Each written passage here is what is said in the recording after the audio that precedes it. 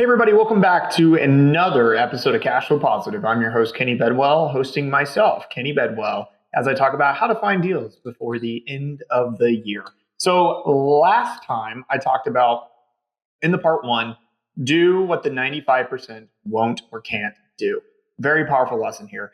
I'm going to carry that on to today and talk about finding your impossible Whopper. That's the theme for today. So we're going to talk about hamburgers. We're going to talk about veggie or vegetarian hamburgers and how they relate to short-term rentals. So let's dive into it. So in 2019, the CEO of Burger King, his name was Jose Sills, came up with a wild idea. Or I wouldn't say it was necessarily his idea, but he wanted to try something different. The problem was at the time, we'll say 17, 18, the fast food industry sales were declining about 10% every single year. So currently, Burger King's method of their success is they would literally copy everything that McDonald's would do. They'd copy the location. McDonald's would try new types of fast food sandwiches or whatever, and Burger King would see this if that was successful and then try something similar. But Jose wanted to do something unique. He wanted to do something different that nobody else had done yet. And he knew it was going to be a little bit of a flyer. So he decided to go after the health industry for people who are vegetarian or even potentially vegan, okay, by partnering with a company called Impossible. Impossible makes food that tastes like meat-based products they're supposed to taste like. So for example, the Impossible Burger, they came up with the invention of the Impossible Burger, a meatless version of the Whopper that supposedly tastes just like a Whopper hamburger, a meat version Whopper hamburger. And for those of you who've actually tried it, it actually does kind of taste like a normal, the texture of it's a little different for sure, but it does taste like a normal meat-based option. Probably because they cook it on the same grill and the grease and everything is the same. So, you're going to get the same flavors, but whatever. So Jose decided to do this and nobody had done this before. And it was kind of a brave leap of faith that this was going to work out. So they put a ton of marketing dollars behind it. Maybe you remember in 2019, all the ads, like they were walking up to random people in the streets going, does this taste like a Whopper? And they're like, yeah, it does. And they're like, joke's on you, it's vegetarian. And people are like, wow, that's crazy. And you can't tell the difference and blah, blah, blah. And so they did this huge campaign and it was a huge success. And in fact, the Impossible Whopper is still on the menu today. And so the crazy thing, when I say huge success, in that year, Burger King sales were up 6%, while the rest of the industry was down, including McDonald's, 10%. All right. Now, obviously, following that success in the year and the numbers, I think it was like Forbes magazine interviewed the CEO or the CFO, of McDonald's and asked him, sir, Burger King is up and they're doing this Impossible Whopper. Are you guys going to have the Impossible Big Mac or something like that? And he said, I don't know how they're financially doing it. And there's guys like, what do you mean? And he goes, it just doesn't financially make sense. We've looked into it. We've tried it. It doesn't make financial sense. I don't know how Burger King is pulling this off. Okay, the big mighty McDonald's is at a loss of words or doesn't know what to do to pull this off. Crazy. So when I tie this into short-term rentals, I think it's a really powerful lesson that you can only copy people so far. But if you truly want success, if you truly want a property that's going to be the top dog in a market, which is what you should be shooting for, by the way, one of the top dogs at least, right? But a top property, you need an Impossible Whopper. You need something that's going to set you apart from everybody else that they cannot or won't replicate. You see how this ties into the part one episode? And if you haven't listened to it, go back and listen to it. So what I want to dive into today is how to actually figure that out. Because in my opinion, that's where the deals lie. And that's really what makes a deal a deal. I had a client take a property in Asheville, North Carolina that I thought would do good. And I say good, he bought it for like 720. I think he listened to the podcast, so shout out to them. So he bought it for 720, and we were thinking best case scenario does 180. He messaged me the other day and said he did 210. I was shocked. This property has no views whatsoever. It's a nice house. It's not in Asheville. It's actually in Swannanoa. So it's about 15 minutes away. So the location's like A minus, B plus. And it's not like the best in anything. But what he's done to it, though, what he transformed it into, and the leverage, it has land, and he fenced it off, and he added a bunch of amenities in the pickleball court, and really transformed the garage and did a lot of cool stuff. But he also, in his operations and his marketing, brought in influencers and really marketed the property outside of just Airbnb. And he's doing more than what I probably could do on that property, which is impressive. And so he has found his impossible whopper. He's doing what the 95% won't or can't do.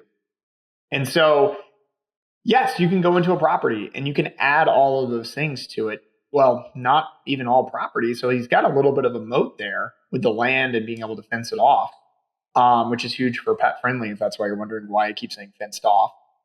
But the reality is he figured it out. Okay. But every property in every market is going to be different. And so when we're looking for deals, when we're looking for opportunities that are going to basically set us up for success in the long run, and that's how we need to be thinking about it. It needs to be something that's like, look, I have to think, and here's the thing, here's the way to think about it. If you find a successful property, and if that successful property makes a lot of money, guess what? It's going to show up in tools like AirDNA and STR Insights, Price Labs, Rabbit, whatever. It's going to show up in all the tools.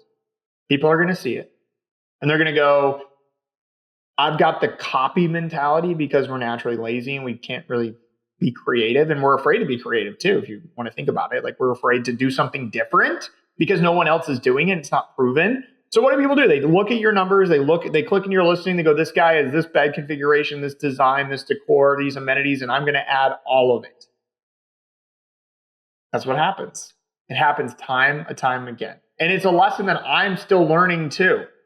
And so it's so important that when we're thinking and looking at properties, we're looking for properties that have some sort of unique characteristics about them, or we're planning to add or highlight or make better the current attributes or characteristics those properties have. What I mean by that is, for example, if I have money, and when I say I have money, let's say I have, $300,000 that I can invest into a property. Okay. That's a lot of money. What can I put that into? I can put that into renovations. Okay. Well, do I want to all put that all into renovations? Is that really going to help me like set up my moat? Probably not. I'm going to have to do amenities. I'm going to have to do design. Okay. Do I just add the same amenities that everybody else is adding, or do I do something different? And that's where it comes into play of doing something different, meaning I'm going to use the land. I'm going to look for properties that have land where I can throw in and build amenities that are really cool, and then think beyond, just I'm going to add a hot tub, or I'm going to add a pickleball court, or I'm going to add a movie theater room. Okay, what about that movie theater room is going to set you apart? See, the thing that made Burger King successful with the Impossible Whopper wasn't the fact that they just had the Impossible Whopper. It's that they marketed the Impossible Whopper a particular way, right? They did all these like campaigns and commercials and radio advertisements of people, just random strangers. Sir, try, them walking up to random strangers. Sir, try this Impossible Whopper and tell me, or no, try this burger. Does it taste like a burger? Yeah, it does. Well, it's not. It's actually vegetarian. Wow, mind blown. Like, capturing that real authentic moment and people going, holy crap, I have to try this. I mean, I remember going, I got to try it to actually see like if they're making this up or not. And they got it, right? And I went and tried it. I don't think I've been to Burger King since, but I had to try the Impossible Whopper. And so the thing is, like, when you're doing this with short-term rentals, you might have a really good idea, but ultimately that idea is not realized until you market it correctly.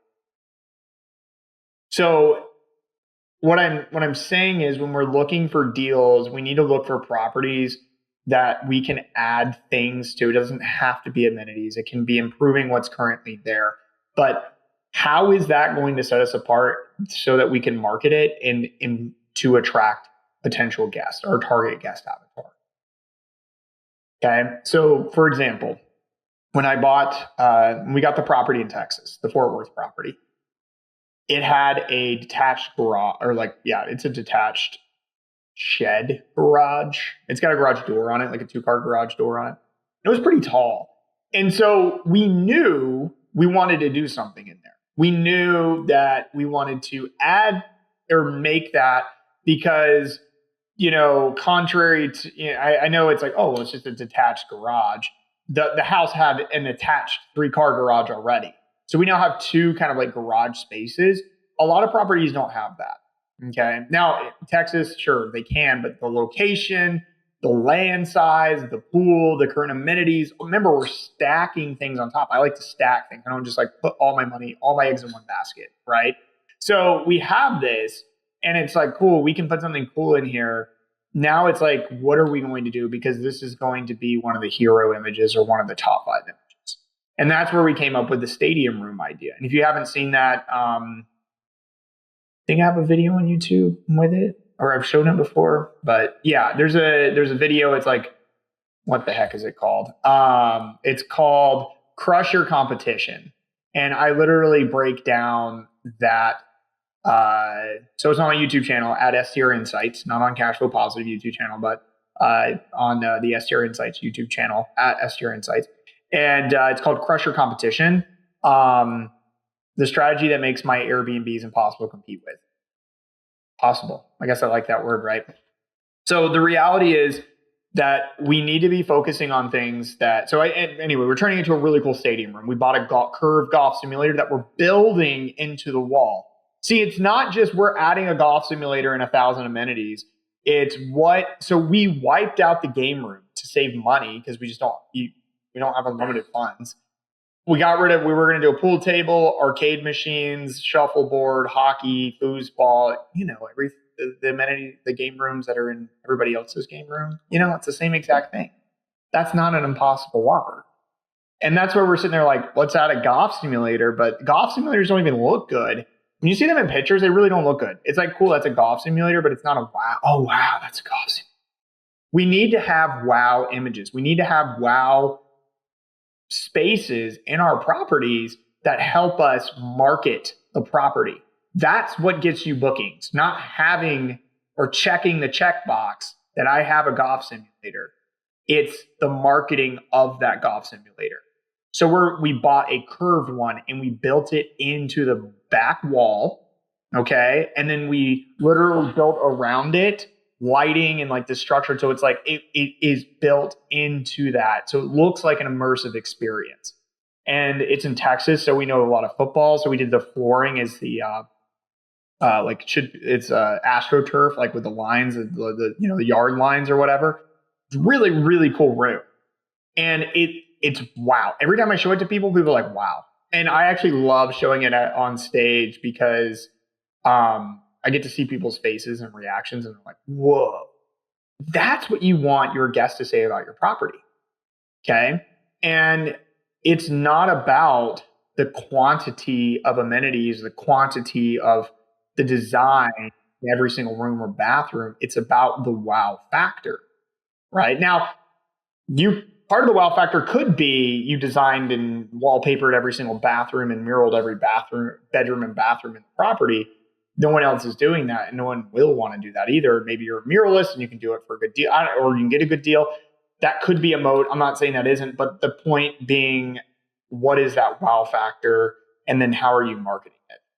That's your impossible whopper. So when we're looking for deals, we're looking for properties that allow us to create those types of things. So for example, and I got this at a workshop I did the other day. People were like, hey, tell me about condos. You talk a lot about single families, but you never talk about condos, because you can't create a moat in a condo. You can't. Okay. It's like 100-unit building, and there's another one next door and another one next door to that. How are you supposed to separate yourself? Oh, well, I can put in a mural. Cool. Everyone can put in a mural, right? It's a race to the bottom. It's the amenities arm race, the design arm race, and it's just going to pick up steam. That's short-term thinking. Okay. Now, I'm not saying don't go buy a condo ever, but the reality is their ceilings for revenue are capped. So we need to be looking for properties that give us that potential to add things. And you can add things over time as well, but you have to be strategic. It's always about how can I market this? When I'm looking for deals, I'm also looking at the exterior of the property, the interior of the property, and going like, how hard is this going to be to market? So for example, when I bought the Kentucky in Frankfurt, okay, I had all those really cool things, but the outside of it was fugly. Not ugly, but fugly with an F. Because it was. It's ugly. It looked like my freaking grandpa's house in Alabama. Like this property's in Kentucky, but it's just an old brick looking house.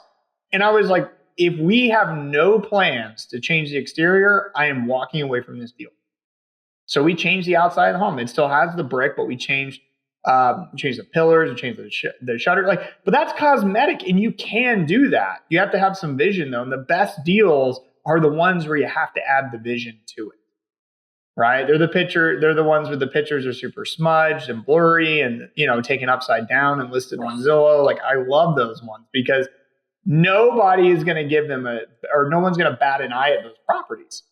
But the properties that we're looking for, they have that. I'm looking for that room, that land, because I can change cosmetic things. But if it doesn't work with the budget, then I just walk away from the deal. We just saw one. Someone sent me as a diamond in the rough. Had an indoor pool, but dude, even the indoor pool area had carpet. It was like this nasty blue carpet, and the outside of the home was like they did that faux rock or whatever. Really old house.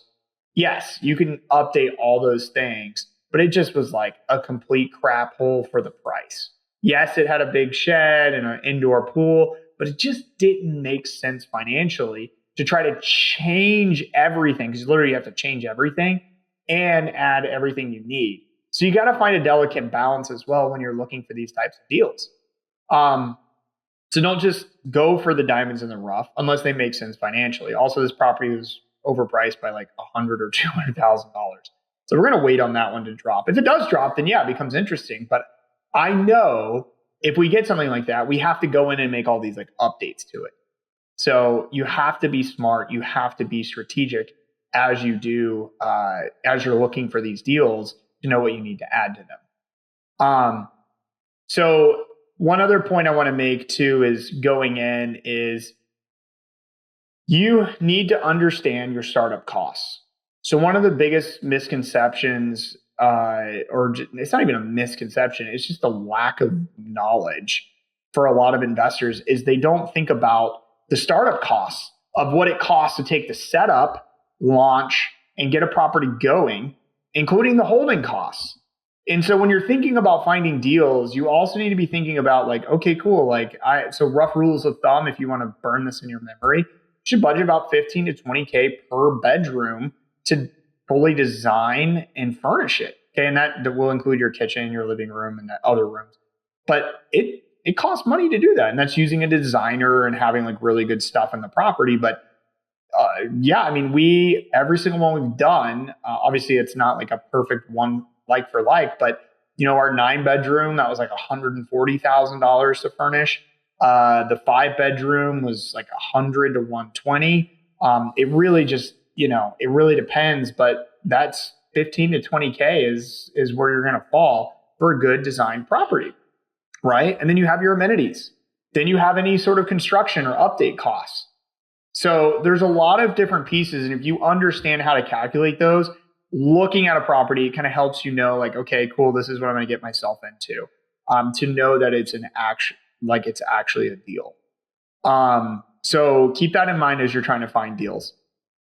So let's talk about strategies of actually finding deals. So there's a couple strategies I like to do that help me find deals pretty quickly. So strategy number one is look, and this one's a little, people are going to be like, oh, that's not helpful, but it is helpful. Look in the right markets. Okay. So The concepts I've taught are a lot of people are like, yes, I love that. I agree with that. Find your impossible whopper. Do what the 95% won't or can't do. Great. But then they go and look at markets like Destin or Orlando or even the Smokies. Okay. And it's like, there's nothing wrong with that. But if you're looking in markets that are better, where there's maybe less competition or there's less people looking or the deals are better, you have a higher probability of finding something. So we all have a finite amount of time. Our bandwidth is limited. And if you understand that concept and you respect your time, you're going to be looking in markets where it's probably a little less competitive. So as you're doing that, you will find deals faster if you look in better markets. That's the duh statement, right? So understand how to find better markets, know where to look. And I have a ton of really cool resources and I have a top markets list and all that good stuff. But knowing where to look is one of the quickest ways to be able to find deals, right? And that's why I get paid the big bucks, is because everyone's like, okay, cool. Well, where do we look? But I have tons of you can go on my YouTube channel. I mean, I could do a whole nother series, but maybe I will if people want me to, on like how to find good markets to invest in. Because it changes as the markets shift and competition shifts and all these people rush into markets I talk about, then, we keep looking for new ones. We keep finding, looking for emerging markets and things changing. What do we look for? What attributes do we look for? So I have a good YouTube video. A lot of this stuff you can just find on my YouTube channel and watch, and it'll tell you exactly how to do it with examples. So heads up, but I can do a podcast episode on it if you want. So number one strategy, looking in the right markets helps you find things quickly. Second strategy, I love to look for properties that have been on the market for a little bit. So I will usually go in and actually sort by days on market, you can't sort. You can filter by days on market. I guess you can sort by oldest listing to young, but I filter by days on market, 50 days or more. And that's not my only search process. I look at new ones that pop up and old ones, but I like looking for older properties because one of the best things that you can do to make a deal is just get it at a lower purchase price, right? And so you can only do that if you have negotiating power, if the property's been sitting for a little bit. So I love to just go into markets and see, hey, how long a property's been sitting? Is there anything that's been sitting for a while? Maybe it's overpriced still and it's stale. There's actually a lot of good listings that are stale and they're just overpriced. And I could go in there and maybe offer, lowball them or offer them a lot less and they'll take it. I've had a lot of cases where that's worked out for me quite well. Doesn't work out every single time, but it gives me an advantage. And so I love that strategy of just going into different markets and looking to see what's been on there for a while. And if it makes sense, with the moat and some of the other factors I've talked about before, then I can go in and really get a deal. Because getting a deal is about three key things that you can change. So number one, revenue, which is what most people focus on, right? It's okay, if I buy this property, how much money can it make? And what can I do to maximize that revenue? Everybody wants to know the answer to that. But rarely do I hear people talk about the other two, which are get better, if you're taking out a loan, get better terms, meaning you get a better interest rate or less down and less points or whatever, but it's essentially less money you have to spend every single month towards that property, right? If you got something at 5% instead of 8%, that's going to be, could be several $1,000s a month, which goes into your pocket as cash flow. That could make the deal better and actually an actual deal, right? So the mortgage interest rates. But then the last one that rarely anyone ever talks about is getting operating costs down. And so if there's ways and if there's markets and properties where we can get costs down, that can make a deal as well without even having to impact revenue on either of them.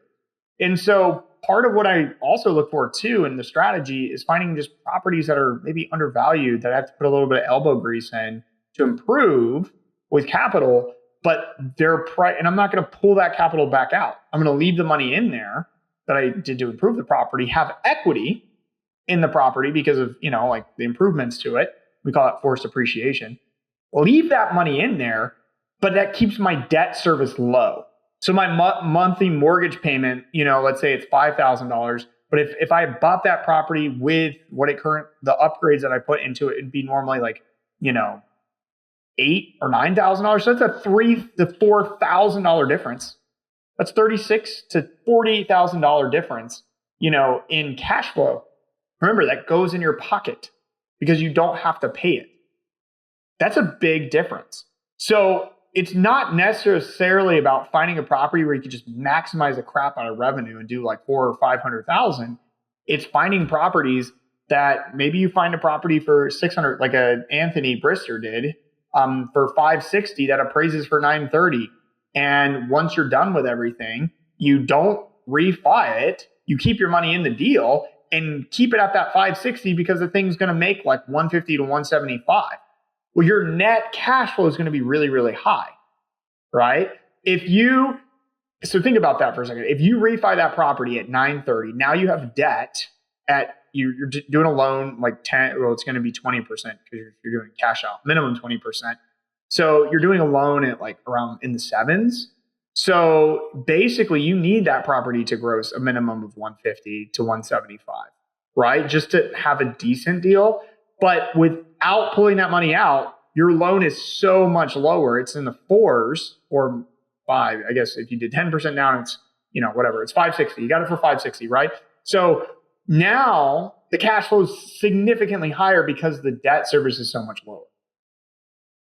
Okay. So one of the things that like when you need to think about as you're like looking to find deals and trying to find deals for the end of the year is like, don't focus on like the lender said I'm pre-approved up to $1 million.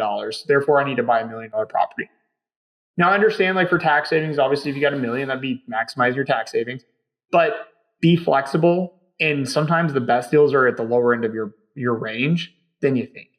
So keep that in mind as you're like looking, because ultimately, let's say revenue does take a dip for whatever reason, which it kind of has in the last, just overall across the entire market, down by 10%. Well, someone like Anthony, if he keeps his cash in, if revenue goes from 150 to, let's say 140, 135 or even 130, he's still making really good money on that property.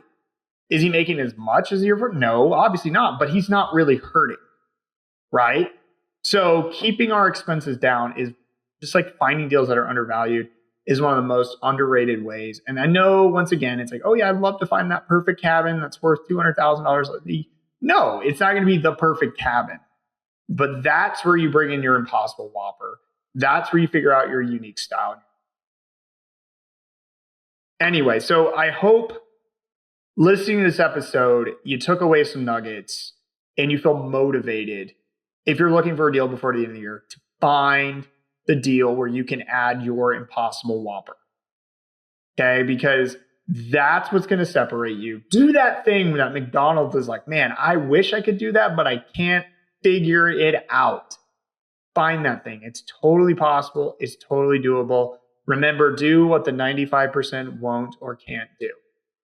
I hope you enjoyed this episode. If you did and you haven't left me a review yet, please go in there and leave me a 5-star review on either Apple or I think it's iTunes or Spotify. And I would greatly appreciate it. I read them to myself every morning when I get up to pump myself up. I'm just kidding. I don't do that. But I do read your reviews. I really appreciate the feedback and people reaching out with feedback. And those listening to the podcast, I recently ran into a gentleman who was like, Kenny, I listened to your podcast. And I said, you are my only listener besides my mom. Glad to meet you. And we laughed. But no, I appreciate you guys reaching out, letting me know, giving me feedback, and leaving a review is one of the best ways to give me feedback. So I hope you enjoyed this episode, and I will see you next time on the next episode of Cash Flow Pop.